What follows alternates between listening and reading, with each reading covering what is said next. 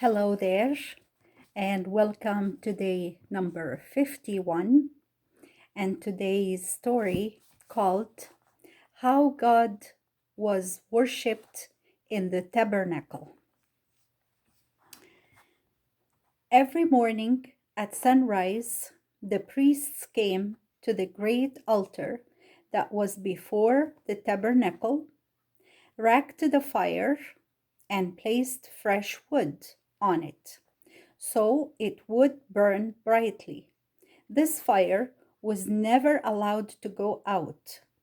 God had killed it himself. Pardon me, I made a mistake. Okay. Um, Racked the fire and placed fresh wood on it so it would burn brightly. This fire was never allowed to go out. God had kindled it himself. So the priests watched it closely, and kept wood nearby so it always burned. My eyes are getting a little bit blurry, so excuse me if I made some mistakes. Even while the altar was being carried from one place to another, the embers and live coals of the fire were kept in a covered pan and moved without being allowed to die out. Then the embers of the old fire were used to start the new fire on the altar. From this altar, outside the tabernacle, every morning and afternoon, a priest took a shovel full of burning coals and placed them in a bowl, hanging on chains, so the fire could be carried by hand. On these burning coals, the priest placed some fragrant gum called incense, which made a bright silvery cloud and sent forth a strong, pleasant odor. This the priest carried into the holy place to teach the Israelites that, like the cloud of incense, their prayers should go up to God.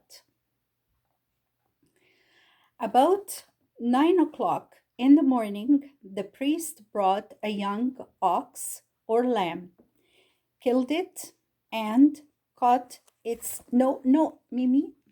Sorry, my cat is trying to rub against my phone and she's gonna spoil it all. Sorry. Okay. So on these burning coals, the priest placed some fragrant gum called incense, which made a bright silvery cloud and sent forth a strong, pleasant odor. This the priest carried into the holy place to teach the Israelites that, like the cloud of incense, their prayers should go up to God. About 9 o'clock in the morning, the priest brought a young ox or lamb, killed it, and caught its blood in a basin. Then he laid the offering on the burning wood. This was the offering, or sacrifice, for all the people of Israel, giving twice a day. It meant that as the lamb or the ox gave up his life, so all the people were to give themselves to God, to be His and only His. As they gave themselves to God, God would forgive and take away their sins. There was another meaning in all this service.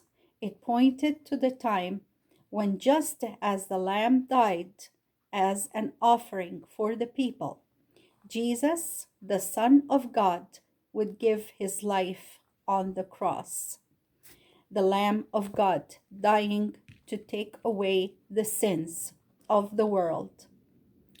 But this meaning, of course, the Israelites did not understand because they lived long before Christ's time. Sometimes a man came to the priest with a lamb or an ox as a personal offering.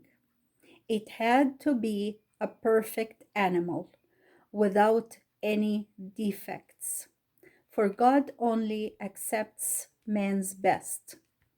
The man who wished to worship God led his lamb to the entrance of the court and laid his hands on its head, as if to say, "This animal stands in my place.